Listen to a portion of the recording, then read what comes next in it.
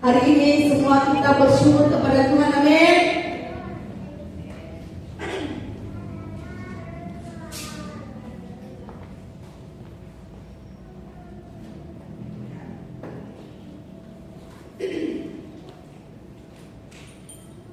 Baik, haleluya. Hari ini saya bawakan firman Tuhan yang saya berikan tema, jadikan Tuhan rencana yang pertama. Amin. Haleluya. Jadikan Tuhan rencana yang pertama. Bapak Ibu, di dunia ini tidak ada yang abadi, betul? Suatu saat semua akan hilang, Bapak Ibu. Bahkan pulau-pulau juga nanti akan hilang, bisa pindah, ya. Termasuk kita. Kita hidup di dunia ini tidak untuk selamanya juga, ya. Kita hidup di sini tidak untuk semau kita selama-lamanya, gitu. Tetapi kita saat ini hidup di sini itu hanya untuk sementara. Kita sering dengar khotbah tentang bahwa hidup kita hanya sementara, ya. Apalagi di rumah duka, ya. Hidup kita ini sesungguhnya kan dikatakan di dunia ini hanya seperti berkemah. Kalau namanya berkemah berarti suatu saat kita akan pulang, ya kan? Pulang ke tempat kita masing-masing. Jadi yang namanya berkemah gak lama di rumah, ya selamanya, ya kan, itu tempat tinggal kita. Hidup kita yang sesungguhnya itu nanti, ya, yaitu setelah kita kembali dari kemah kita, baru kita akan kembali ke tempat kita masing-masing. Nah, sekarang pertanyaannya, kemana kita kembali? Ya, kemana kita kembali? Kemana saya? Kemana saudara? Setelah kembali dari kemah ini, dari dunia ini, saya rasa Bapak Ibu Saudara akan lebih tahu kemana kita akan kembali. Ya, contohnya di sini ada Ko Adam, ada Ko Rudi. Nanti mereka pulang dari tempat ini, mereka akan tahu kemana mereka akan kembali, melihat jalur yang mereka ambil, ya. Kalau Ko Adam akan ambil jalur ke sana karena tujuannya rumahnya di sana, ya. Sementara Ko Rudi ke sana karena tujuannya di sana, rumahnya di sana. Jadi begitu juga dengan kita saat ini, ya. Jalan mana yang kita pilih saat ini, itu yang akan menentukan kemana kita nanti. Tentu saja tujuan akhir daripada hidup kita ini adalah hanya dua, yaitu surga dan neraka. Tujuannya hanya dua, ya.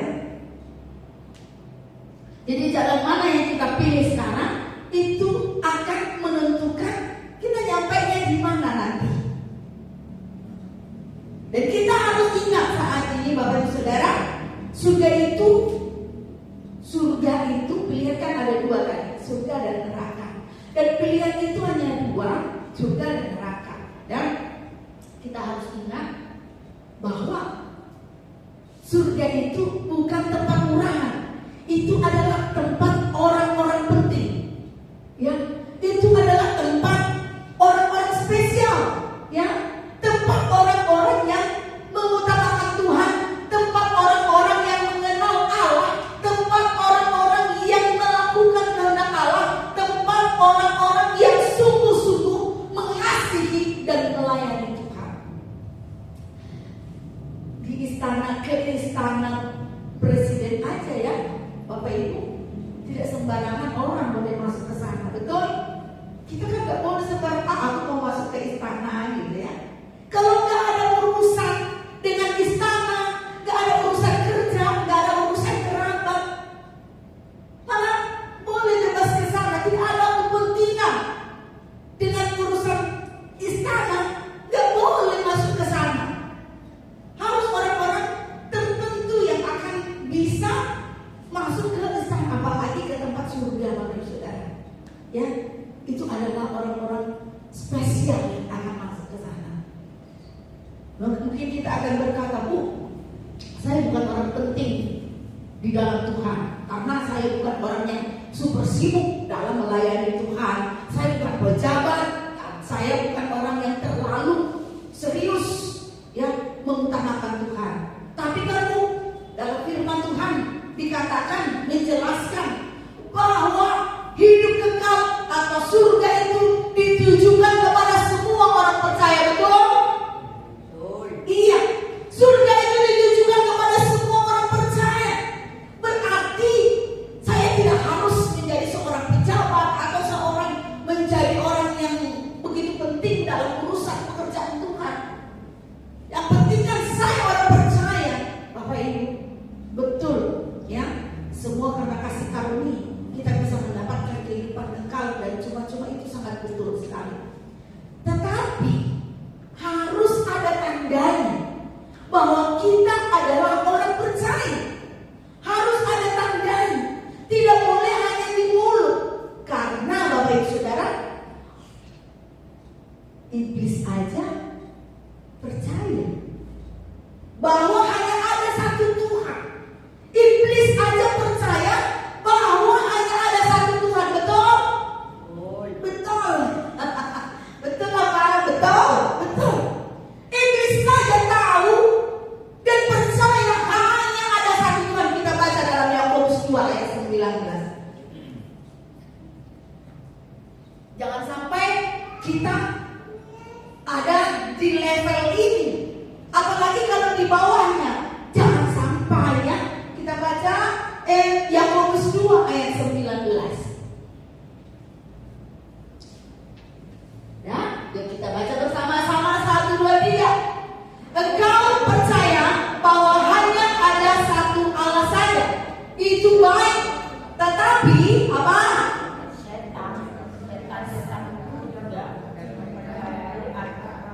Dan mereka gemetar. Baik kalau kita percaya, aku percaya hanya ada satu Tuhan.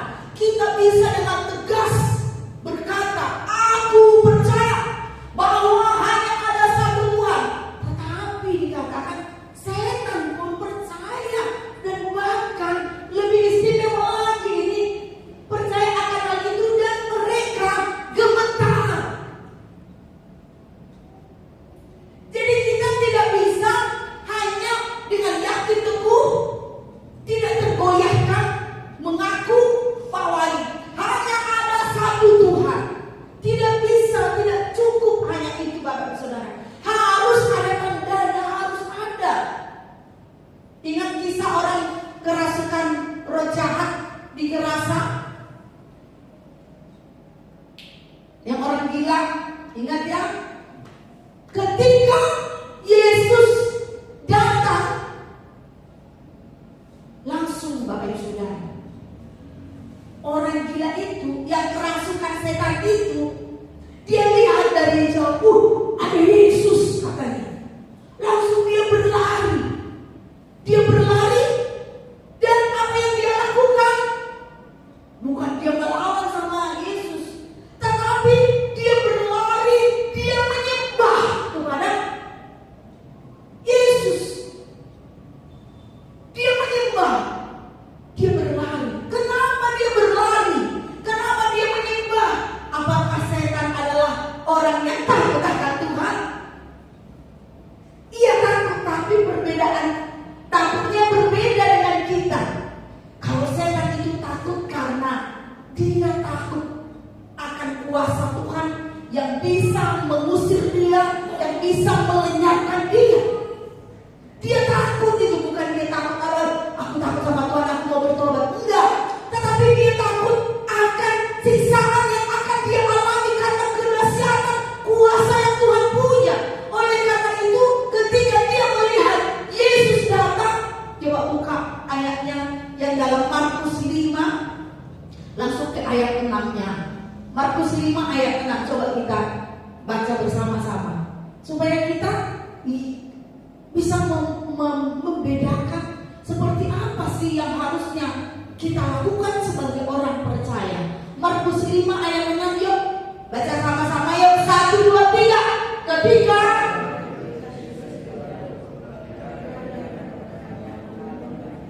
iya, ini siapa? Dia ini orang gila itu.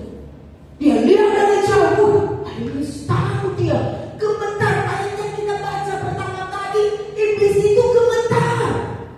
Mereka takut kepada Tuhan. Maka ketika dia lihat, mereka langsung menyembah, jangan usir kami, ya kan?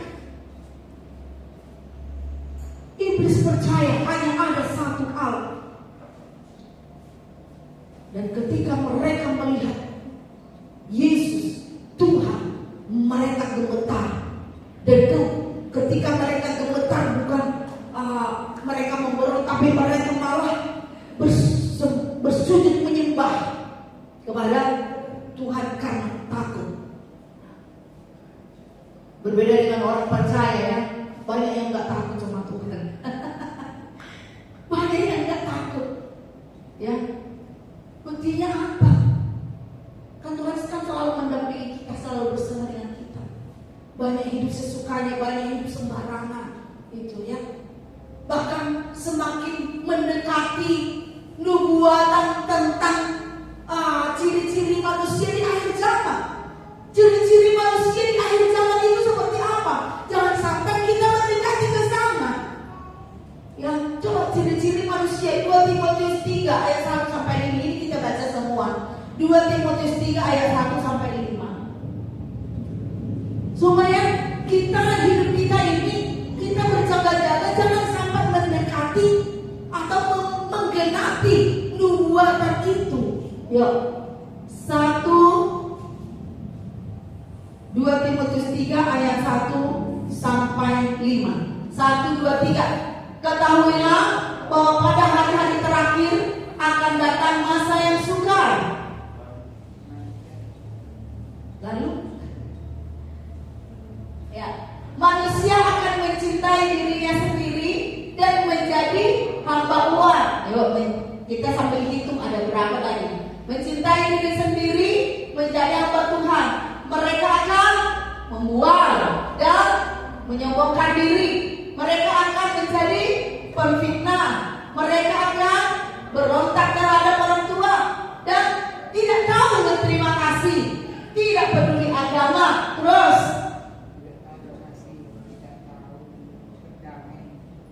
tidak tahu mengasihi, tidak mau berdamai, suka menjelekkan orang, tidak dapat mengekang diri, garang, tidak suka yang baik, suka mengkhianat, tidak berpikir panjang, berlagak tahu, lebih menuruti hawa nafsu daripada menuruti Allah. Lagi, secara yang lahiriah mereka menjalankan ibadah mereka, tetapi pada hakikatnya mereka memungkiri kekuatannya. Lalu dikatakan apa? Jauhilah mereka itu. Katanya kita harus menjauhi orang-orang seperti itu. Karena kenapa? Karena semakin banyak orang-orang yang hidupnya akan seperti ini. Kalau kita semakin mendekat, kita akan tersedot, hidup kita akan mudah terpengaruh. Memang datang ibadah dikatakan, tapi mereka memungkiri kekuatannya. Jadi datang ibadah hanya rutinitas, tidak mempercayai dan tidak mengharapkan ada kuasa Allah yang akan terjadi dalam ibadah itu. Ini nubuatan pada akhir zaman. Hidup manusia akan semakin egois, tidak mampu, tidak suka mengasihi, dan lebih hidup kepada hawa nafsu. Jadi manusia seakan semakin sulit ditemukan. Orang yang takut akan Tuhan akan semakin jarang nanti. Ya, bahkan pada saat masa sukar pun tetap banyak yang tidak takut kepada Allah. Hati-hati kita harus berjaga-jaga. Jangan sampai kita terjebak dalam keadaan ini. Kita menganggap itu hal biasa. Jangan sampai Bapak Ibu Saudara. Pada hari-hari ini kan kita mendengarkan banyak berita-berita yang menyampaikan info-info hari-hari ke depan yang akan terjadi. Bahkan ada yang mengatakan tahun 2026 sampai tahun 2030 kesulitan besar, krisis yang luar biasa yang belum pernah terjadi akan terjadi. Jadi kehidupan yang semakin sulit itu disampaikan oleh banyak pakar-pakar ataupun ahli-ahli dalam meneliti hal ini. Bapak Ibu Saudara, banyak apa respon Bapak Ibu Saudara mendengarkan hal seperti ini? Apa respon Bapak Ibu? Ya, apa respon kita? Banyak orang yang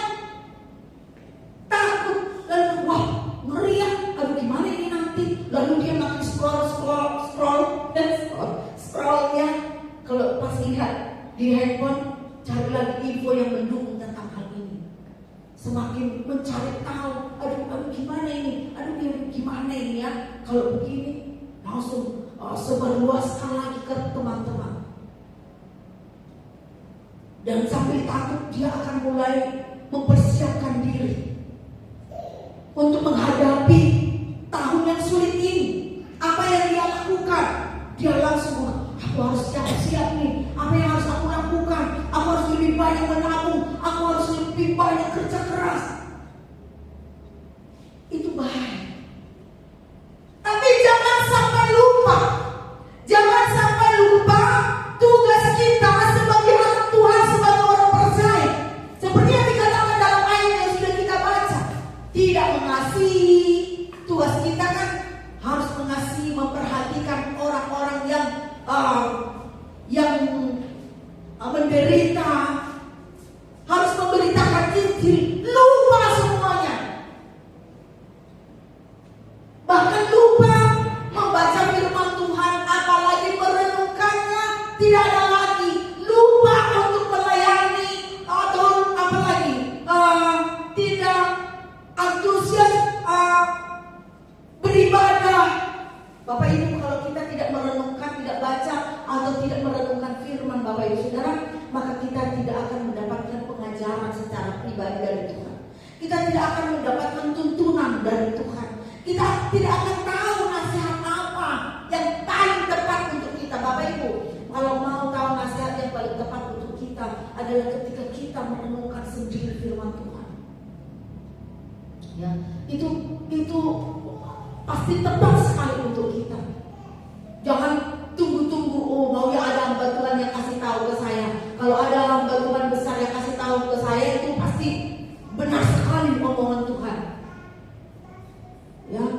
Jadi kalau kita nggak baca, nggak renungkan, maka kita akan kehilangan bimbingan yang tepat untuk kita. Jika kita tidak punya waktu untuk merenungkan firman Tuhan, maka kita akan jalan terus menurut mau kita. Ya, ternyata Bapak Ibu Saudara, berita yang menakutkan yang viral sekarang ini pun tidak. Bagi sebagian orang saya katakan, karena kenapa? Di tempat lain ada banyak juga orang yang antusias merendahkan diri di hadapan Tuhan. Tetapi bagi sebagian orang itu bukan sesuatu yang membuat dia berlari menyembah Tuhan. Bapak Ibu, kita udah baca, setan aja berlari menyembah Tuhan, tapi memang karena takut akan, ibaratkan takut karena hukuman lah. Ya. Tapi manusia sekarang banyak lebih takut dengan info yang didengar dari ahli-ahli atau pakar-pakar yang menyampaikan daripada firman Tuhan. Padahal semua yang disampaikan itu adalah sebagian kecil dari apa yang sudah Tuhan sampaikan. Betul? Itu semua sudah disampaikan oleh firman Tuhan lengkap. Kalau mau berinfo lengkapnya, baca di firman Tuhan lengkap dengan solusinya, Bapak Ibu Saudara. Lengkap dengan apa yang harus kita lakukan. Saya tidak anti dengan berita-berita seperti itu, ya. Tetapi itu bukan menjadi berita yang utama buat saya. Karena berita-berita seperti itu udah dicatat di sini. Tapi itu bisa menjadi peringatan kepada kita, alarm untuk mengingatkan kita yang sudah terlena, gitu ya. Ketika ada berita seperti itu, diingatkan kembali kepada kita bahwa dunia ini akan semakin sulit. Dan apa yang harus kita lakukan? Mari kembali teliti dalam firman Tuhan, baca dalam firman Tuhan, kita baca bersama-sama. Dalam firman Tuhan kita akan diajar, kita akan dibimbing untuk apa? Untuk membangun iman kita dalam menghadapi badai yang akan datang. Untuk kita boleh lebih tekun di dalam doa. Untuk kita boleh lebih serius dalam bergantung kepada Tuhan. Untuk kita boleh lebih saling menguatkan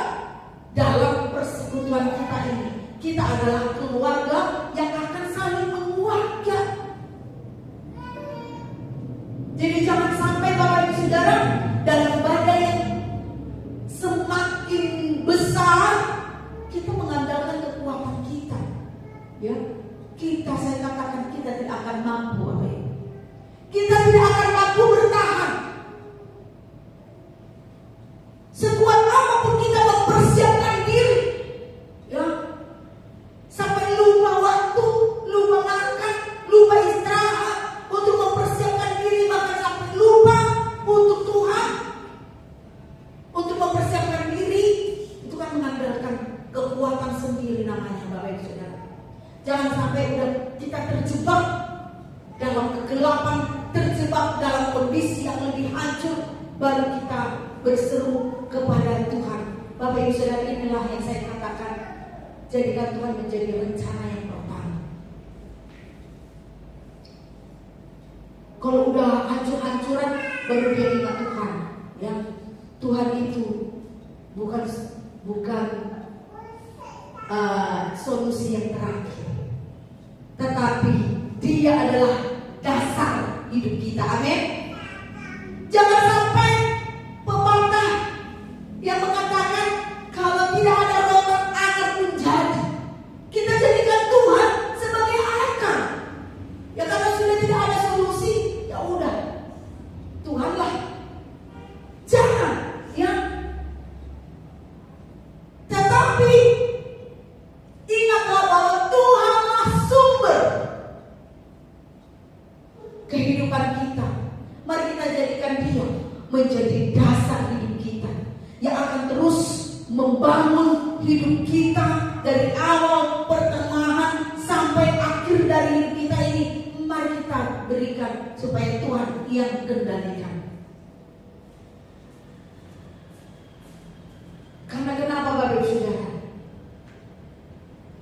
Dalam badai yang akan datang, yang akan kita alami, yang akan kita hadapi, saya katakan dengan kekuatan kita, siapapun Bapak Ibu Saudara di dunia ini yang terkuat sekalipun, ya, kuat dalam tubuh, kuat dalam ekonomi, kuat dalam kecakapan, kecerdasan, ya, ada negara-negara yang sudah begitu hebat mempersiapkan negaranya untuk menghadapi keadaan yang akan semakin sulit.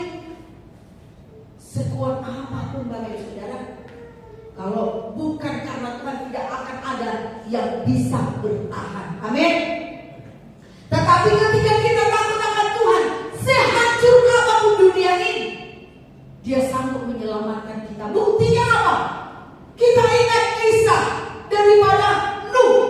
Dunia ditenggelamkan dengan air bah, tetapi Nuh dan keluarganya bisa diselamatkan. Amin. Nuh orang yang takut, orang yang saleh, sekalipun seluruh dunia tenggelam, tapi Nuh orang yang percaya tetap bisa diselamatkan. Kita ingat kisah Sodom dan Gomora, terbakar oleh api, tetapi Lot dan keluarganya tetap bisa diselamatkan oleh Tuhan. Artinya apa, Bapak Ibu Saudara? Tuhan tahu siapa orang-orang, ya, yang harus mendapat keselamatan, dan Tuhan bisa menyelamatkan dari keadaan sehancur apapun dunia ini. Amin. Amin. Pada hari-hari yang akan semakin suram ini, jadikan Tuhan menjadi rencana yang pertama, bukan rencana selanjutnya. Kalau tidak ada rotan akan menjadi, kalau kita udah berusaha tidak bisa, ya ujung-ujungnya datang kepada Tuhan. Saya ingin mengingatkan kita semua, ya. Saya ingin mengingatkan kita semua, Bapak Ibu Saudara. Sambil saya mengundang pemusik maju ke depan, kita akan tutup firman Tuhan hari ini, ya. Saya ingin mengingatkan kita semua bahwa saat-saat yang paling berbahaya dalam kehidupan kita, saat-saat yang paling mengerikan dalam kehidupan kita, bukan keadaan sulit yang akan terjadi, bukan keadaan krisis yang luar biasa yang akan datang. Tadi mati lampu kan? Mungkin ada juga yang berpikir, jangan-jangan ini adalah, ada yang mulai berpikir, ini adalah mati lampu yang pertama untuk berita yang ke-7 hari. Kan ada berita 7 hari akan mati lampu. Katanya tanggal berapa Bapak Ibu? Tanggal berapa ada yang tahu? Kan sudah ada itu yang menyampaikan. Tanggal berapa katanya? Tanggal 20. Belum tahu. Saya udah dengar dari YouTube ada yang menyampaikan tanggal 20 katanya. Ya, 7 hari. Jangan-jangan ini yang mendahului. Di kota kita lebih dulu nih, ya kan? Bukan itu yang paling berbahaya Bapak Ibu Saudara. Tapi yang paling berbahaya adalah ketika kita mulai santai membangun iman kita. Ketika api kita sudah mulai melemah. Saat api kita mulai melemah Bapak Ibu Saudara, maka keadaan kita ini, kekuatan kita akan semakin turun.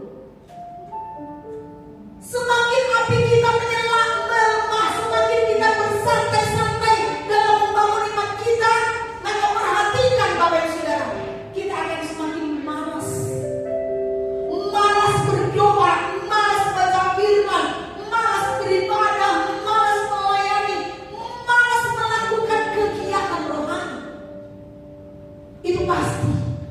Dan ketika kita sudah mulai malas dalam hal kerohanian, pertahanan kita runtuh Bapak Ibu Saudara.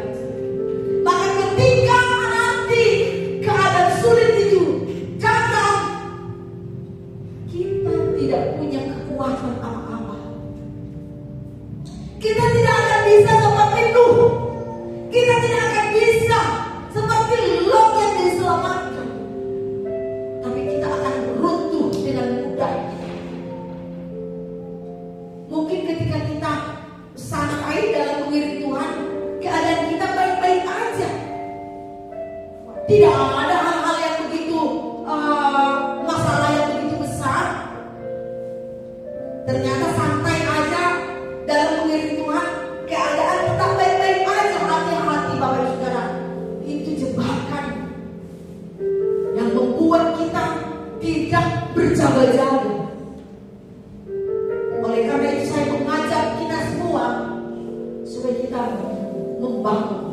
membangun iman kita, Bapak Ibu. Karena hanya iman kita yang bisa apa? Menjangkau apa? Menjangkau pertolongan dari surga.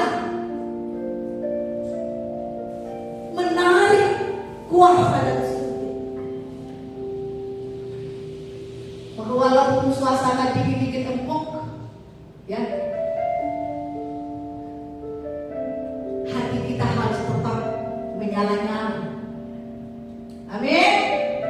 Amin. Ya, saya senang dengan cerita tali. Kalau ngomong semangat, bagus. Itu akan membangun, menambah. Kalau bisa semuanya ketika salaman saling memberikan dorongan, motivasi, semangat.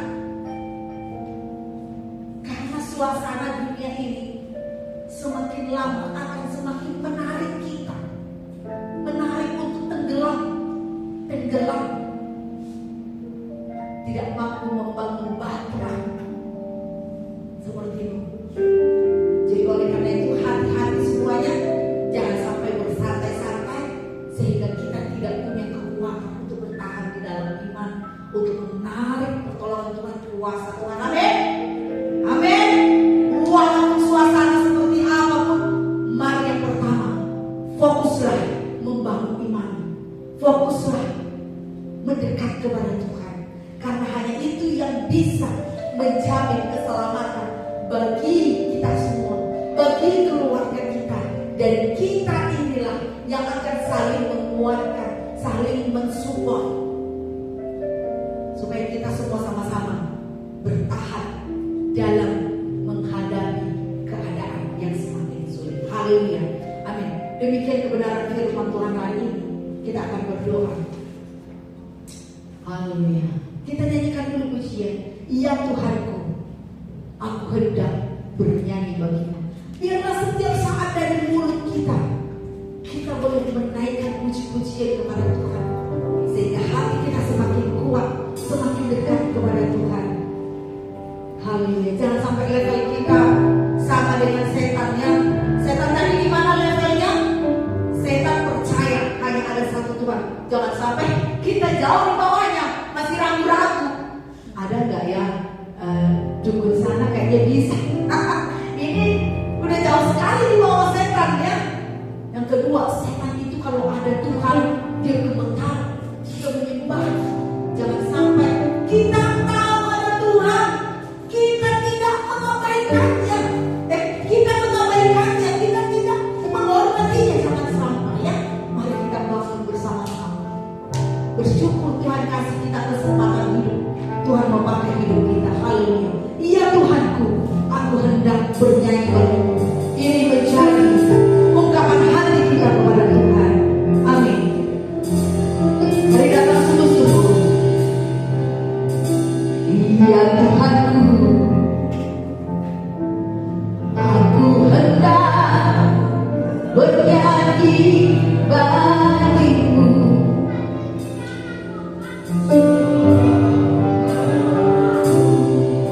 Katakan dengan segenap hati kepada Tuhan. Ya Allahku, amin. Aku hendak bermasmur bagimu, amin. Selagi ada, katakan lagi. Ya Tuhanku, aku hendak bernyanyi bagimu selama aku hidup. Ya Allahku,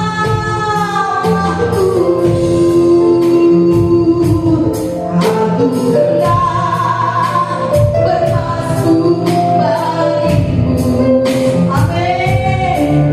Selagi ada, inilah yang ku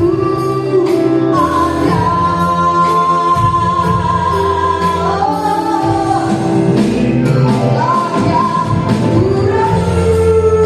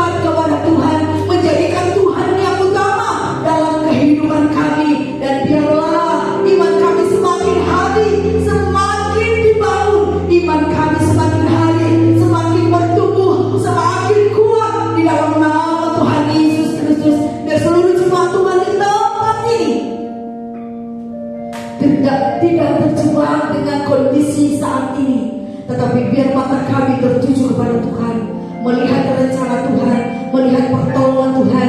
Kami tahu bahwa orang-orang yang taat akan Tuhan, orang-orang yang saleh akan diluputkan dari seberat apapun, sehebat apapun, sedahsyat apapun masalah yang ada di dunia ini. Di dalam nama Tuhan Yesus, biarlah kami Tuhan dapati sebagai orang yang berdiri teguh percaya dan menunjukkan rasa percaya kami kepada Tuhan dengan setia mengikut Tuhan, setia mendekat kepada Tuhan, setia melayani Tuhan, setia memberi yang terbaik kepada Tuhan. Di dalam nama Tuhan Yesus kami berdoa dan mengucap syukur. Sama-sama kita katakan amin. Tuhan Yesus memberkati. Silakan duduk kembali. Kita akan menerima perjamuan. Saya mengundang petugas perjamuan maju ke depan. Haleluya. Dengan sungguh kita akan bersekutu dengan perjamuan hari ini. Mari kita arahkan tangan kita ke perjamuan. Kita akan berdoa bersama-sama. Kita arahkan tangan kita minta berkat Tuhan. Bapa, berkati perjamuan yang ada di hadapan kami. Kami membutuhkan kuasa tubuh dan darah-Mu saat ini. Dalam nama Tuhan Yesus, biarlah ketika kami bersekutu dengan tubuh-Mu, dengan darah-Mu, kami menerima kuasa yang sama, kuasa yang menguduskan, menyucikan hidup kami, dan melenyapkan segala kelemahan dalam tubuh kami, segala sakit penyakit, dan mengubah hidup kami di dalam nama Tuhan Yesus. Dan kami menerima segala kekayaan yang ada di dalam tubuh Tuhan masuk di dalam kehidupan kami. Berkati anak-Mu yang membagikan rapi di dalam nama Yesus menjadi saluran berkat hari ini. Dalam nama Yesus, haleluya.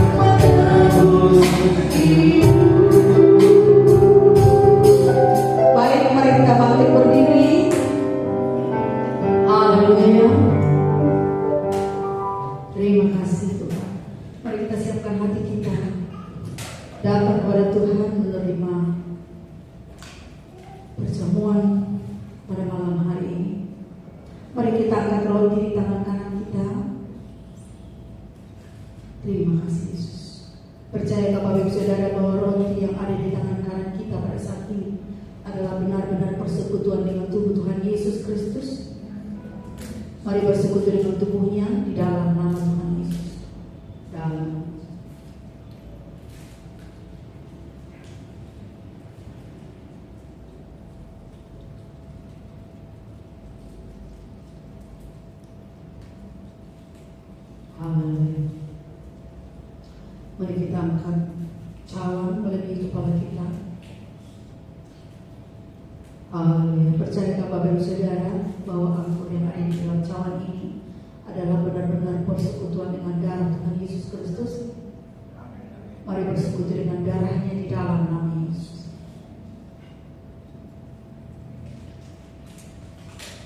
Haleluya, haleluya, haleluya. Terima kasih Bapa, terima kasih Yesus. Kami mengucap syukur untuk tubuh dan darah yang sudah menyatu di dalam tubuh kami pada saat ini. Ketika kami bersekutu dengan tubuh dan darah-Mu, kami percaya di dalam nama Yesus, segala kelemahan yang ada dalam tubuh kami, sakit penyakit semuanya disingkirkan di dalam nama Tuhan Yesus Kristus. Dalam nama Yesus, darah Yesus berkuasa. Dalam nama Tuhan Yesus, terima kasih Bapa. Kami terima keputusan daripada Kristus di dalam nama Tuhan Yesus. Dan kami terima kekayaan dari surga masuk ke dalam kehidupan kami di dalam nama Tuhan Yesus. Terima kasih, haleluya, haleluya. Dalam nama Yesus kami berdoa dan mengucap syukur. Sama-sama kita katakan amin. Tuhan Yesus memberkati. Silakan duduk kembali.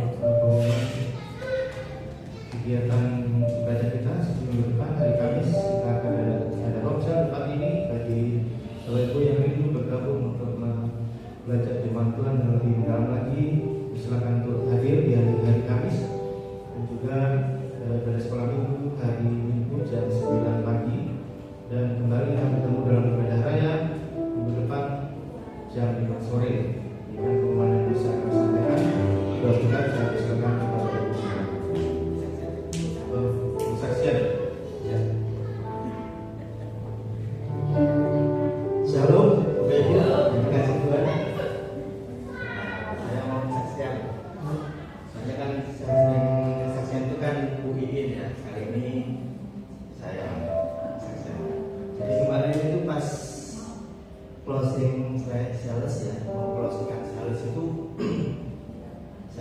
ini ya dinas di Sanbe Farma divisi infus. Nah kemarin itu kan akhir bulan kita selalu cari sales, cari omset untuk target. Nah kebetulan kemarin itu waktu sudah larut malam gitu, sekitar jam 8 masuk ke kantor, dan posisi tim saya itu lagi ngejar sales ke target gitu. Kemudian saya dikabari sama supervisor distributor saya di Surabaya itu gini, kan saya tanya, Pak, RS saya yang ini gimana Pak? Sudah proses apa belum? Gitu. Rumah sakit saya yang di Sampang itu RS Kona'ah ya. Terus supervisor itu nggak bisa ngasih jawaban gitu. Wah, belum, saya nggak tahu ya Pak ya. Soalnya kan itu tadi itu di hold sama bagian utang pusatnya di Bandung gitu. Di hold gitu. Waduh, saya tuh ketakutan gitu Bapak Ibu. Soalnya kan harapan satu-satunya ya di rumah sakit itu kan, karena sekali itu buka sudah tim saya over gitu. Overnya banyak itu 70 juta. Waduh, bingung saya. Akhirnya kami sudah buka, sepertinya sudah buka orderan rumah sakit yang masih sudah buka. Jadi ada orderan beberapa rumah sakit yang sudah saya buka gitu ya. Nah, terus saya dikabari si supervisor distributor ini, kayaknya nggak bisa deh Pak. Nah, posisi jam 9 malam tuh. Aduh, cari kemana lagi ya gitu, untuk targetnya itu. Bingung. Saya bilang sama Noval, tim promosi saya, Pak, kita kurang 11 juta ya. Gimana ya untuk tim? Tapi waktu itu saya sudah terlanjur closing ke provinsi, ke Jatim. Saya sudah terlanjur closing, saya store. Padahal tinggal kamu yang belum closing. Terus saya tunggu RM saya, ayo cepet closing. Wah, akhirnya saya closing apa adanya dengan kondisi tim 98,22%. Saya closing, aduh sedih. Terus di komen, wah jadi KOT ya. Wah enggak Pak, maaf Pak, rumah sakit saya satu nggak melayani, nolak karena pembayaran. Akhirnya saya bilang sama tim promosi saya, Noval, rumah sakit Sumekar itu kan sudah buka itu sekitar salesnya sekitar 3 juta. Terus dia bilang ke salesnya, Mas aku kurang 11 juta Mas bantuan. Nah, dari saya yang sudah closing sampai sudah waktu saya bilang ke tim promosi saya itu kurang lebih 5 menit. Terus saya itu langsung keluar jawab gitu, Pak, tenang Pak. Loh, kenapa Pak tenang? Langsung dikeluarin laporan penjualan yang formatnya PDF dikeluarin laporan yang ini, Pak. Tadi berapa bilangnya 11. Terus tiba-tiba dia ngeluarin laporan, kasih laporan, Pak, tenang Pak. Tenang gimana? Lihat itu, ternyata LSMK itu ada tambahan lagi Bapak Ibu. Nominalnya itu 16 juta. Nah, jadi kan tim kami kurang 11 juta, dibukalah 16 juta. Jebret, langsung on target. Jadi dari 98,2% ke 101%. Wah, puji Tuhan. Cuman selisihnya cuma 5 menit dari saya closing tuh. Ayo cepet closing. Terus begitu saya ngomong tuh ke saya, aku tinggitannya itu agak OT nih, dimarahin nanti sama SM ini kalau meeting gitu, dimarahin sudah jadi koordinator, gak OT lagi, gak over target gitu, pasti dimarahin. Akhirnya setelah saya ngomong itu kurang lebih 5-10 menit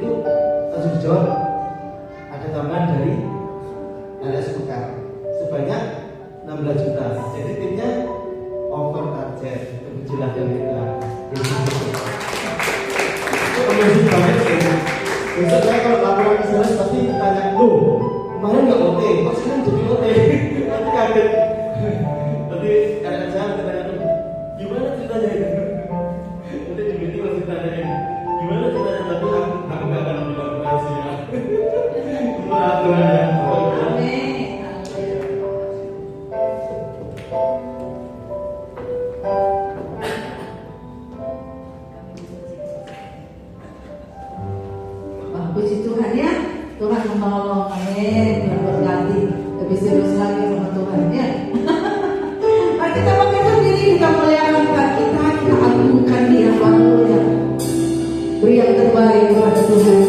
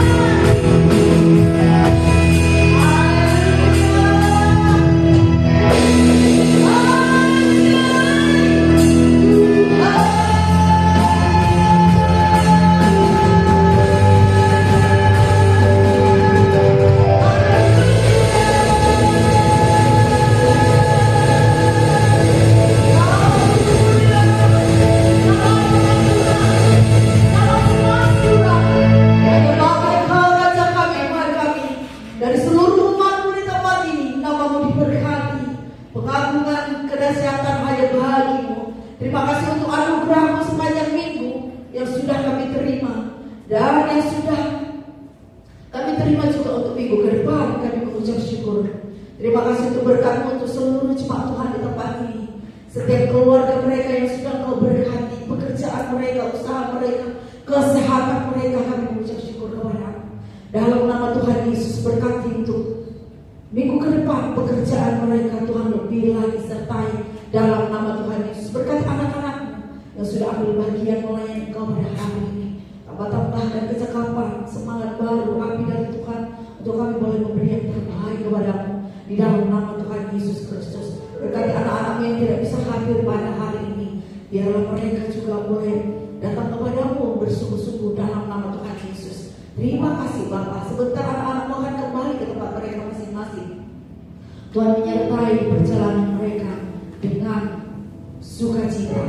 Mari jemaat Tuhan arahkan hatimu kepada Tuhan kita dan terimalah berkat dari Bapa kita, sumber segala berkat. Haleluya.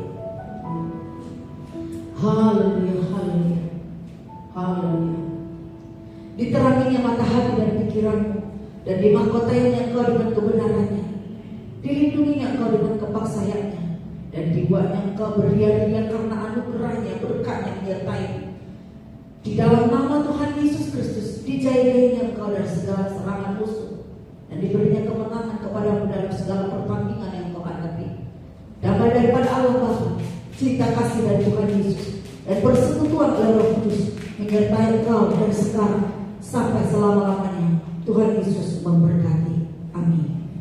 Bapa kami yang di surga, dikuduskanlah namamu, datanglah kerajaanmu, jadilah kehendak-mu di bumi seperti di surga. Berikanlah kami pada hari ini makanan kami yang secukupnya, dan ampunilah kami akan kesalahan kami, seperti kami juga mengampuni orang yang bersalah kepada kami.